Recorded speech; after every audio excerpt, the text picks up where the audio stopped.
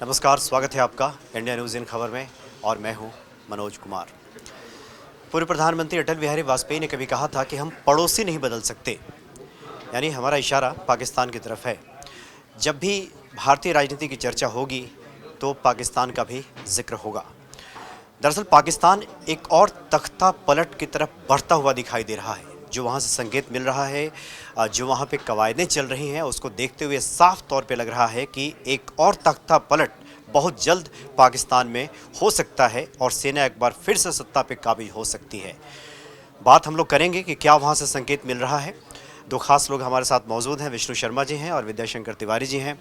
आप ही से पहले जानेंगे कौन सा ऐसा संकेत अभी देखने को मिल रहा है, क्योंकि आमतौर पे ऐसा होता भी है। वहाँ पाकिस्तान के इतिहास में देखा भी गया है कि पाकिस्तान का जो इतिहास है और जो लोकतंत्र है इतना परिपक्व नहीं हुआ है।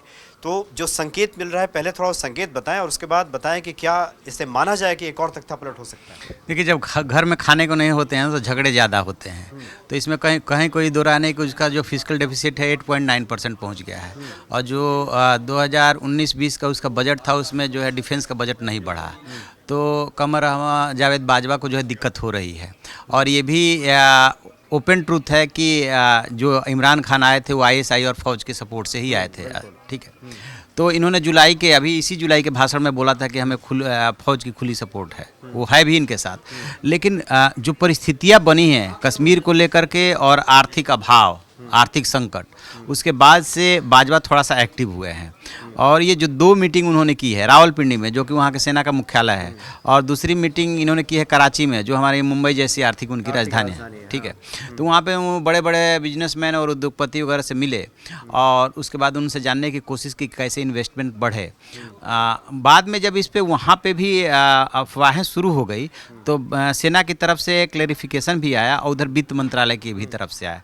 तो उनका कहना ये है कि सिक्योरिटी का और अर्थव्यवस्था का डायरेक्ट ताल्लुक है, तो इसको अदरवाइज नहीं देखा जाना चाहिए। सुरक्षा को ध्यान में रखते हुए कैसे अर्थव्यवस्था मजबूत हो, कैसे उनमें हम विश्वास जगा पाएँ, इस वजह से ये मीटिंग की गई थी। लेकिन कहते हैं ना कि जब तक आग नहीं होता है तब तक धुआं नहीं निकलता है। चूँकि पाकिस्तान का करैक्टर ऐसा रहा है कि वहाँ पे लोकतंत्र कभी सफल नहीं रहा है और शायद ही कोई सरकार अपना 5 साल का कार्यकाल। देखिए, स्पष्टीकरण तो आ गया है, लेकिन आप ही जरा सोचें कि सेना प्रमुख का काम क्या आर्थिक विश्लेषण का है कि अगर वहाँ पे आर्थिक व्यवस्था अगर खराब हो जाए तो सेना प्रमुख से वहाँ के उद्योगपति मिलने लगे। ये तो अजीब सा तर्क है। हाँ, बिल्कुल अजीब सा तर्क लगता है। तो इसीलिए ये मरमरिंग हो रही है कि क्या वहाँ पे तख्ता पलट होने वाला है। क्योंकि अब से पहले मान लें कि 1.5 साल आया हुआ गया इमरान खान को, तो अब से पहले तो आपने मीटिंग नहीं की। और कोई ये जो क्राइसिस हुई है वो आज की तो क्राइसिस है नहीं। इमरान खान प्रधानमंत्री के रूप में पैदा ही हुए इस क्राइसिस में, और खुद बोल चुके हैं कि जो पूर्ववर्ती सरकारें हैं उन्होंने ये हमें क्राइसिस दी। तो 1.5 साल बाद यदि वो मीटिंग ले रहे हैं तो ये बात तो होगी ही होगी कि कहीं तख्ता पलट तो नहीं होने जा रहा, कहीं तख्ता पलट तो नहीं होने जा रहा है। तो इस बात की आशंका वहाँ पे अब बढ़ गई है, क्योंकि वहाँ पे लोगों के बीच में एक और बात आई है। उसी आर्टिकल में हम देखेंगे तो कि जब सिविलियन गवर्नमेंट की और फौज की तुलना होती है तो हमेशा वहाँ के ज़्यादातर लोग इस बात को मानते हैं कि फ़ौज ज़्यादा विश्वसनीय है, उसमें ज़्यादा विश्वास व्यक्त करते हैं, क्योंकि उन्हें पता है कि फ़ौज ही यहाँ की हकीकत है और फौज ने ही एक तरह से वहाँ सारे महत्वपूर्ण डिसीजन लिए। फौज से मतलब जो फौज का चीफ है, जो सैन्य शासक बनता है। तो इस वजह से जो है मान सकते हैं कि उस दिशा में पाकिस्तान बढ़ चला है। अच्छा, विष्णु शर्मा जी आप बताएं, क्योंकि जो कवायद हम लोगों ने देखी है कि उद्योगपतियों ने मुलाकात की है उनसे, कमर जावेद बाजवा से, और मुलाकात ही नहीं की है, उन्होंने जिक्र किया है कि हम लोगों ने इमरान खान से मुलाकात की और सरकार कुछ सकारात्मक कदम उठा नहीं रही है। वो इसलिए बोल रहे हैं कि अगस्त 2018 में इन्होंने कार्यकाल संभाला और तब 2018 में 5.5% इनकी जीडीपी थी, 3.3 रह गई है। पाकिस्तानी रुपया शायद 157 पे पहुंच गया है और महंगाई दर सितंबर की जो आई है वो 11.3% थी। IMF ने महंगाई दर 13% के आसपास बताई है। हालत इतनी ख़राब है, इतनी ज़्यादा ख़राब है कि मेरे पास जो आंकड़े हैं, मैंने भी देखा कि शहरों में उत्पादों के दाम कितने बढ़े हैं सितंबर में। चिकन 40% से ऊपर महंगा, टमाटर पे 37% महंगाई अभी जो रेट है, ये सब कश्मीर की वजह से और हो रहा है, क्योंकि बहुत सारी चीज़ों का आवागमन जो भारत से व्यापार चल रहा था वो पूरा फोकस इनका कश्मीर पे हो गया है। तो वो ध्यान ही नहीं दे रहे हैं कि वहाँ रेट्स क्या जा रहे हैं। टमाटर 37%, प्याज 32%, ताज़ी सब्जियां 12% से ऊपर, अंडे 9% से ऊपर, आलू 6% से ऊपर, कुकिंग ऑयल जो 4% से ऊपर, घी 4% से ऊपर। एक चीज़ जो घटी है तो ताज़े फल 15% सस्ते हुए हैं और गेहूं का लगभग बराबर बराबर रेट है, मतलब गेहूं नहीं तो ये बढ़ा। बताइए, आर्थिक स्थिति अगर डामाडोल हो, खराब हो, तो क्या वहाँ के उद्योगपति सेना प्रमुख से मिलेंगे? सेना प्रमुख की क्या विशेषज्ञता है इसमें? वो लगता है कि जो मतलब भारत, जो हमारे दर्शक भी पाकिस्तान को नहीं जानते, वो वहाँ जैसे तिवारी जी ने कहा, हकीकत है वहाँ पे सेना ही सब कुछ है। वहाँ आपने जनरल नहीं देखा होगा कि कोई भी यहाँ पर जैसे कहते हैं ना कि सेना पे हमें भरोसा है, लोग ये जो सारी बातें करते हैं, या हमें सेना का सपोर्ट है, इमरान खान ने बोला। कभी कभी इंडियन प्राइम मिनिस्टर को ये बोलते देखा क्या सेना भी हमारे साथ है, हमें सेना का भी सपोर्ट है? ऐसा कभी होता है? नहीं होता। तो वहाँ की हकीकत दूसरी है। वहाँ सेना ही सब कुछ चलाती है, वहाँ सेना की अपनी अदालतें चलती हैं, जो बाहर के लोगों को भी, वो लोग, आप कुलभूषण जाधव को भी आर्मी कोर्ट से दिया गया, कई ढेर सारी चीज़ें होती हैं, वो पूरी समानांतर सत्ता नहीं बल्कि वो ऊपर सत्ता रहती है उनके, वही बैठाती है, वही सब कुछ करती है। आप देखिए हमारे सेना के चीफ कभी अमेरिकी राष्ट्रपति या उनसे किसी खास प्रोग्राम में मिलने तो वो अलग बात है, वार्ता करने नहीं जाते हैं। मैं आपको तमाम फोटो कमर बाजवा के दिखा दूंगा जो वो चाइना के उनसे जा रहे हैं। यहाँ भी जैसे गए सऊदी अरेबिया से मिलने गए तो विशेष दूत के तौर पे केंद्रीय मंत्री बनाकर NSA अजीत डोवाल को भेजा गया। आर्मी चीफ आर्मी के प्रोग्राम्स में जाता है या किसी प्रोग्राम में आर्मी के में वो आ जाते हैं, कोई ऐसा प्रोग्राम होता है जहाँ सेना के चीफ को बुलाया जाता है तब मिलते हैं, लेकिन वहाँ ऐसा नहीं होता। राजनीतिक कार्यक्रम भला क्या उनका मतलब है? हमेशा खुद मिलते हैं, खुद वार्ता। तिवारी जी, आप बताएं कि देखिए, अगर हम लोग पाकिस्तान के इतिहास को देखें, जुल्फ़िकार अली भुट्टो से लेकर अब तक, जब जियाउल हक बने वहाँ पे प्रमुख बने, उसके बाद परवेज मुशर्रफ बने, जब जब वहाँ के हुक्मरानों ने विश्वास किया है सेना पे, सेना प्रमुख पे, तो उनके साथ एक तरह से कहें तो सेना ने घात किया है और वहाँ पे सत्ता हथियार ये वहाँ की हकीकत है। वो करें क्या, ये उनकी मजबूरी भी है, यही वहाँ का सिस्टम है। भाई प्रधानमंत्री क्या इमरान खान को इस बात की जानकारी नहीं थी कि आप कांटों के ताज पर बैठने जा रहे हैं? लेकिन इतना कम सीट पाने के बावजूद उन्होंने प्रधानमंत्री बनना स्वीकार किया। तो आप यदि प्रधानमंत्री बनने की महत्वाकांक्षा पाल चुके हैं और बाई हुक एंड क्रुक बनना चाहते हैं, सब कुछ जानते हुए भी, तो एक तरह से ये मान के चलिए को मान के चलते कि अच्छा बीच में ऐसा भी हो सकता है। अब इमरान खान के बारे में सुनिए, लंदन के पढ़े लिखे, अभी एक आर्टिकल पढ़ रहा था, तो वो अपनी पत्नी के सलाह पे या जिसके भी सलाह पे कहा यह जा रहा है कि जब अभी वो अमेरिकी दौरे पे गए थे तो काले जादू कर रहे थे, मतलब काला जादू का कुछ प्रभाव लेकर के गए थे। आप उनके ड्रेस को याद कीजिए, जब ट्रंप से मिल रहे थे तब उन्होंने कौन सी ड्रेस पहन रखी थी, जब वो UN में बोल रहे थे तब कौन सी ड्रेस पहन रखी थी। और ये भी सुन रहे हैं, हालांकि मैंने देखा नहीं है, कि हाथ में माला लिए हुए कुछ जब ट्रंप से मिलने गए थे तो हाँ, ये बताया जा रहा है कि उनकी जो तीसरी बीवी हैं, बुशरा बीवी, वो उनको अदृश्य शक्तियाँ उनको प्राप्त हैं। और कहा यह भी जा रहा है कि वहाँ से उन्हीं के कहने अनुसार उन्होंने परिधान धारण किया, माला फेरते रहे कि जब हम ट्रंप की तरफ देखेंगे तो कश्मीर को लेकर के उनका मन बदल लेंगे, उनका विचार बदल जाएगा, मेरे पक्ष में बयान आ जाएगा, कुछ इस तरह की वो धारणा लेकर के या पत्नी के सिखाए में वो करने गए थे। तो आप सोचिए, जिस आदमी ने इतने साल पहले लंदन से एजुकेशन लिया, इतने बड़े तुम क्रिकेटर रहे, और आप बात कर रहे हो बड़ी बड़ी प्रोग्रेसिव मुस्लिम्स की, और जो है विश्वास कर रहे हो काला जादू में, तो इसको क्या कहा जाए?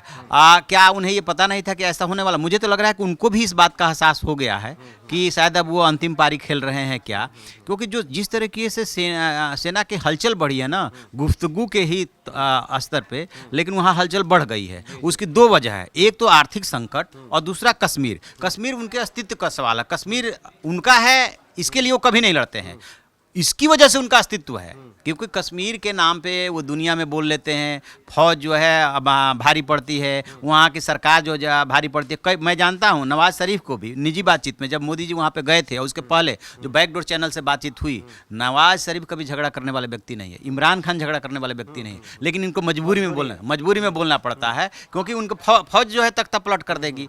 तो मान के चलिए कि उस दिशा में बढ़ चले हैं। अब कितने दिन तक उल्टी गिनती शुरू है, कितने दिन तक रहते हैं, क्योंकि ना तो ये कश्मीर पर समर्थन जुटा पाए और ना ही जो है इकोनॉमिक क्राइसिस ये हल कर पाए। अभी IMF से जो इनको $6 बिलियन का जो मिला है पैकेज, उसमें जो शर्तें हैं, 27 सूत्रीय जो शर्तें हैं, वो शर्तें इतनी कड़ी है कि 10 लाख और ये टैक्स पेयर्स जोड़े हैं अपने नेट में, उससे भी समस्या का समाधान नहीं हो रहा है। राजनीतिक सत्ताएं कई मसले पर फेल होती हैं उसका विकल्प होता है कि दूसरी सरकार आए, चुनाव में सरकार जाए, लेकिन सेना प्रमुख इस तरह से भारत का कल्चर हो सकता है और लोकतांत्रिक देशों का कल्चर हो सकता है, ये पाकिस्तान का कल्चर नहीं है। और पाकिस्तान को जो कोई भी लोकतांत्रिक देश काउंट करने की गलती करता है वो समझ के आइए कि बहुत बड़ी गलती कर रहा है। देखिए, आपने एक और महत्वपूर्ण बात कही, लेकिन पहले हम विष्णु से जान लेते हैं। आपने भी हालांकि इस बात का जिक्र किया, तिवारी जी ने भी बताया कि देखिए वहाँ पे जो वहाँ की पब्लिक है, लोकतांत्रिक देश हालांकि कहा जाता है उसको, वहाँ के हुक्मरानों से ज़्यादा सेना पे भरोसा है लोगों का।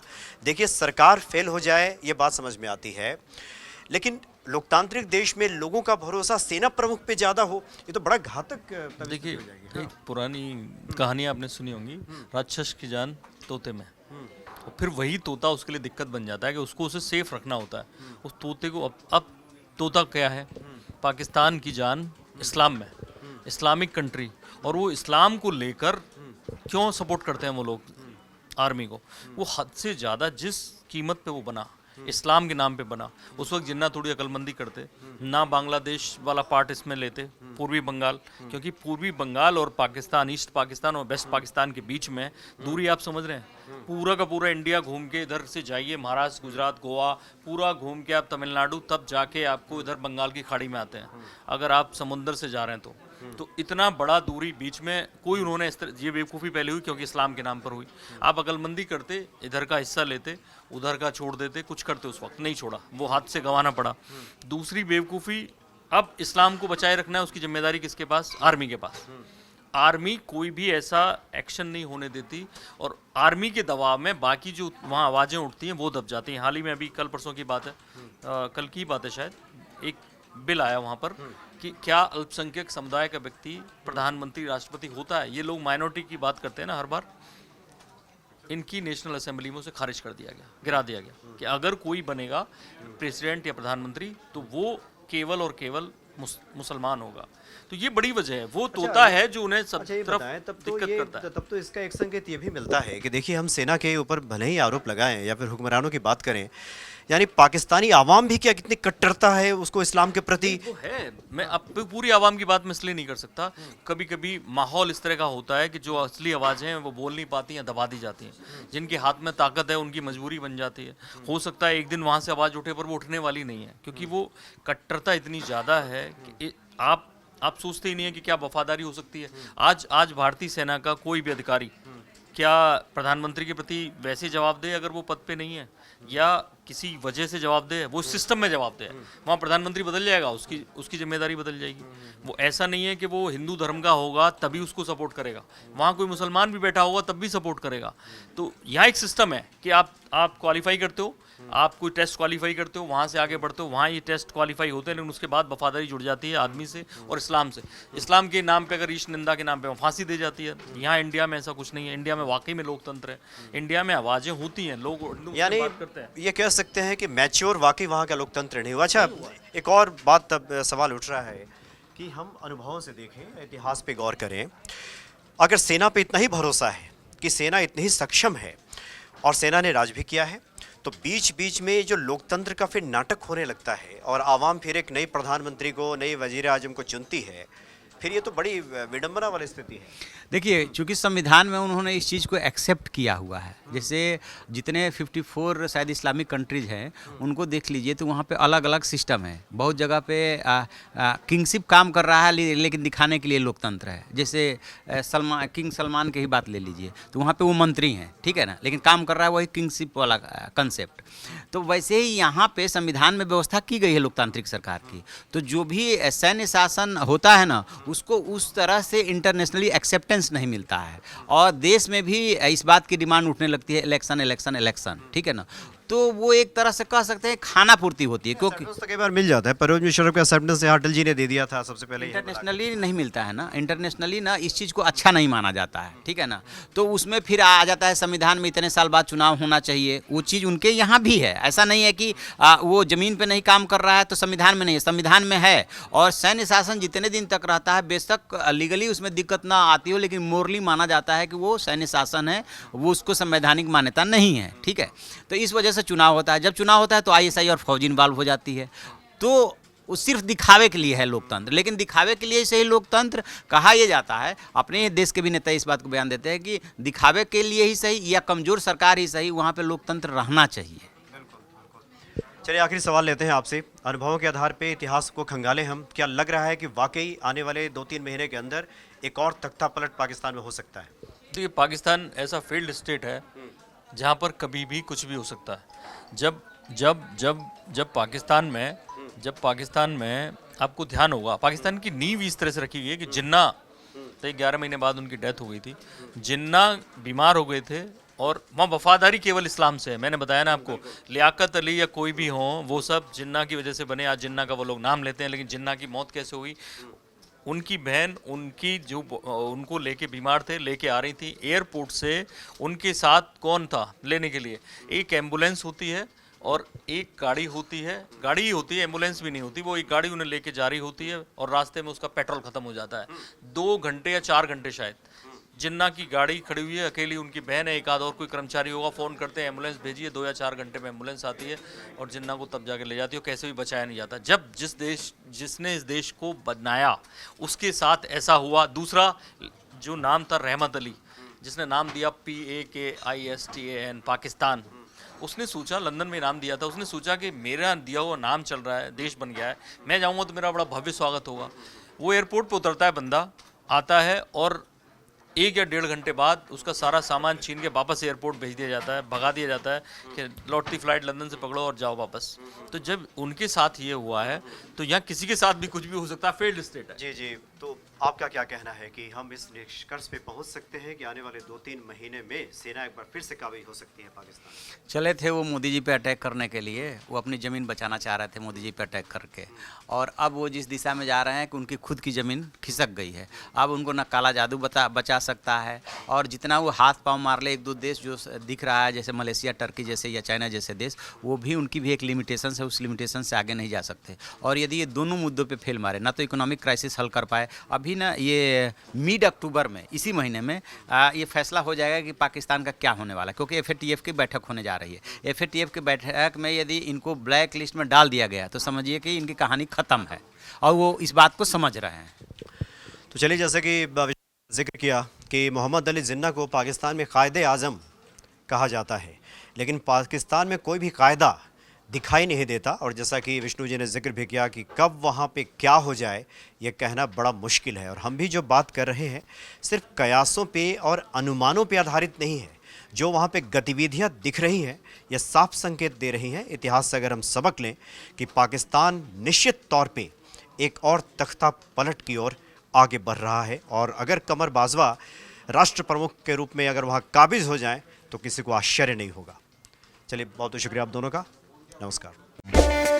इन खबर चैनल को सब्सक्राइब करें और बेल आइकन दबाना ना भूलें।